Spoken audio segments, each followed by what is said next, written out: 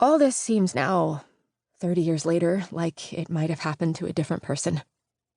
Leon walking out like that, taking all his belongings and leaving me with some used furniture and an old truck and horse trailer. After that, I did some hard thinking. I had lived my entire life in one place, a small town with tall mountains on one side and the Great Salt Lake on the other. I was 37 years old, and I could not see staying there any longer. After Leon left, I had a reckoning. I saw no reason to go on living the way I was. It seemed to me there must be more interesting things for a person to do in life than refill ketchup bottles and keep a counter clean. Growing up in that town, I'd had a friend named Jolene. I liked her because she wasn't like anyone else I knew. She was bold and talented, something of a loner, the kind of girl who didn't seem to need many friends. I felt this was because she thought of herself as an artist even then. I thought it must be the way artists behaved. They kept to themselves, as if they understood things other people didn't, and this was a way of protecting their gift. She stood out even in grade school, which is when we first became friends. She could make drawings of people that looked just like them, and I found this extraordinary. It was a special gift to be able to draw like that. She came from an old family who'd made their fortune in guns and were among the richest people in town.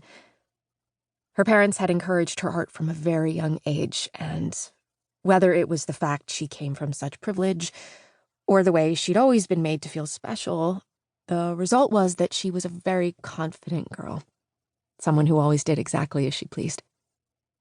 The money came from her mother's side, the gunmakers.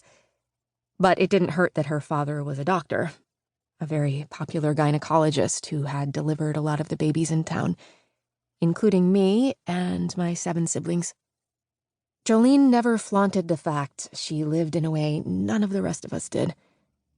She acted like being rich didn't mean a thing to her. This made her seem very cool, a word that was only beginning to come into our vocabulary, and she epitomized it. She was cool, and she was an artist, as she would gladly tell you. She had known she was going to be an artist from the time she was 4 years old, she said.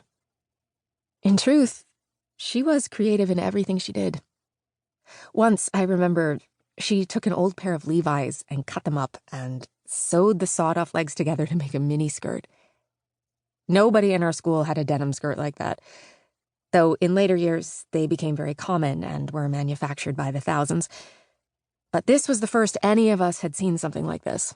A totally fresh idea. After she made her denim skirt, everybody tried to copy her, but nobody else's came out the same. In this skirt, she looked so singular, so effortlessly smart, as she did in all her clothes. She was tall and thin, and she had long dark hair that she wore tousled, as if she couldn't be bothered to comb it, and the effect was very chic. Out of all the girls I knew, she was the most beautiful. She could seem almost doll-like in her prettiness, until you heard her speak and realized how strong she was, how outspoken and sure of herself.